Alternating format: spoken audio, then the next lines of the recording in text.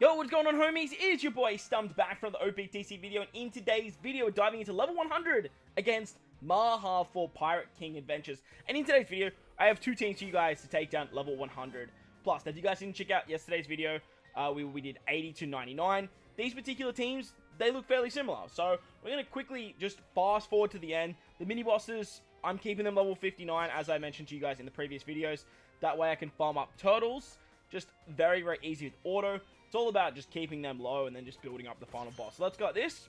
We're at the first team. So the first team is the Ben Beckman LuffyRoux with a friend captain Izo team. Both these teams today use an Izo friend captain. That's going to give you 3 extra total drops, and ideally, it's the best unit to actually use. Now, this particular team can possibly do 150. I'm not 100% sure what the damage looks like. The HP scaling gets a lot more hefty, and we may need to do some changes here and there. But we are using Perona, which is awesome. She's amazing for stage 3. And we're using LuffyYam Izo, which is a 75% chance at an extra total drop as well. The other units on the team, we have the Kazuna Rare Recruit Frankie.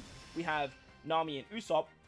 And then we have Ben Beckman and LuffyRoux. Now, for some supports, we have Iceberg on Frankie. That just makes this team no stall, which is awesome.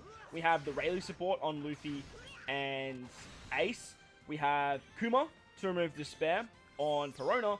And then we have Brûlé for some more cooldowns on our Nami and Usopp. On stage 3, Apu gives himself 2 turns of damage reduction, and he gives you 1 turn of special bind. He also gives you 5 turns of burn and 5 turns of attack down, and Perona literally covers you for this stage. The only thing she doesn't remove is the damage reduction, but because of her Sailor ability, you get around the special bind. Her special removes the attack down and the burn, and then she gives you color affinity to your cerebral characters as well as your driven characters. Now, that doesn't matter all that much because you're just going to switch with Luffy and Ace. That way you can actually kill. Apu doesn't have that much HP. It's not the end of the world. However, the King and the Queen stage, they definitely do have a lot of HP. And they should scale. And this is where this team gets a little bit shaky. But they give you 7 turns of paralysis. They give you 6 turns of blind on your top and your bottom row. And they turn healing into damage, and they also give you a full body recovery orbs. On top of that, you can only kill one of them on turn 1 because they have a damage limiter. And with Frankie not working anymore, we're kind of stuck in actually taking the 2 turns here. So we're going to switch with Luffy and Ace because they lose their shooter typing anyway. So we're going to use their special. We get an orb boost, we get a chain boundary, we get a burn, and we get a conditional because our captain is a quick unit. So with that, we can easily kill Queen, and then the burn damage is going to do some chip away at King.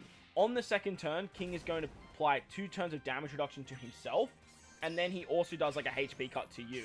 He also enrages, he does more damage, and he's a lot easier to deal with than Queen. Queen gives himself 5 turns of, or gives you 5 turns of attack down, I should say. However, as you guys can see here, we don't have any specials for this particular stage, and it does look a little bit shaky when it comes to damage output, depending on what orbs you get. Ideally, you want to keep an orb on Izo, so that shouldn't matter too much. But we might need to actually use Izo's special on this particular stage, so that way we can actually get some tap timing and just easily kill that stage, as we don't really need Izo's special for the final turn. On the final turn, we are going to get 4 turns of special bind. Is it 4 turns? I think it's like 5. It's 5 turns of special bind, isn't it? And then we're also having to deal with 6 turns of defense up and 6 turns of threshold.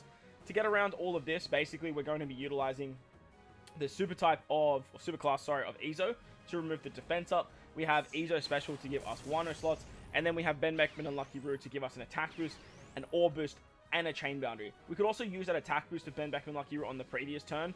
That could be an option as well. However, I'm just not 100% sure what's going to work nicer. We do need the Wano orbs to actually get rid of the threshold, because when a shooter character has a Wano slot, they actually move 2 turns of threshold under Izo. And with this particular team, we have a full shooter build except for Perona. So we have a lot of ways to remove threshold, and we also have Ben Beckman LuffyRoux, who can also remove threshold when you tap with a perfect. So utilizing maybe the super class of Ben Beckman LuffyRoux on turn 4, or utilizing the special of Izo might be an option there. But we'll have to wait and see how that goes, as I don't think you're going to need the Izo special in the final stage, because we have Brûlé to rotate those block orbs anyway. But as you can see, we get some extra drops. Let's move on to the next team.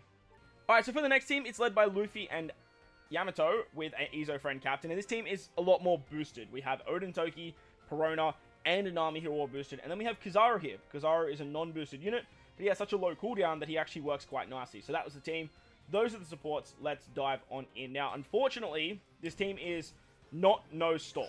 And it's not the end of the world because the stall that we're doing is helping us get the Luffy Yamato super swap. So that's why we're stalling. This team should have no problems doing 150. I don't imagine it would anyway. But like I said, as time goes on, I'll definitely try this. And tomorrow, once I get some more stamina, I will test out some teams that don't use Izo as a friend captain. I want to try some stuff with like Nami and Luffy Yamato as a friend captain. But as you guys can see there, we've been switching with Luffy Yamato to take damage and then to kill on the second turn. And then on turn 2, we can just like blitz our way through. It's weird starting as Luffy and then switching into Yamato, but it just kind of worked this way. And it worked a lot nicer. On stage 3, you actually get Super Bomb Orbs on your top row, so keeping a Wano slot helps out a lot.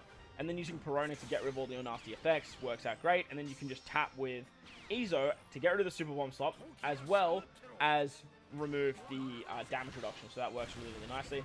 Ideally there, you do want to try and kill with Luffy, but as you can see, we would have switched back into Yamato, had one turn, and then we're going to take a shot here anyway, so it's not going to be that big of a deal. Remember to use your Luffy Yamato switches to your advantage, so that way you can actually get as much damage output on the final stage, and make sure that you are in the Luffy form, so that way you have type advantage too.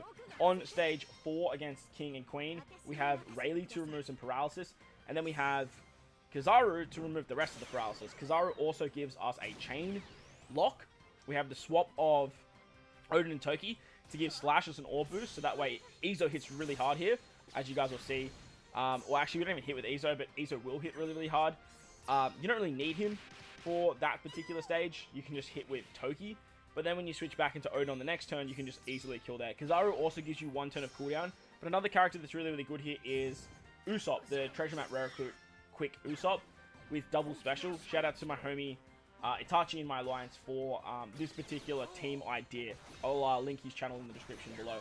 With turn 2, we can actually use the super swap of Luffy Yamato, get ourselves a color affinity buff, switch with Odin Toki again, and it's a very easy kill to take out King on that particular stage.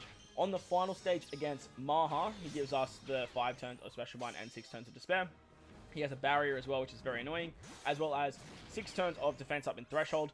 If you don't have Vivi, you can use the chopper support on Nami. That'll definitely work too. But Nami can remove all of the, what's it called?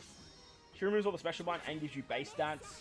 Odin and Toki are going to give you color affinity to your slashes, which Izo obviously is, as well as Odin and Toki. And they also give resistance down, which means then when you use the super class of Izo, you get 75% resistance, I do believe, for Izo himself, because he's a shooter and a slasher.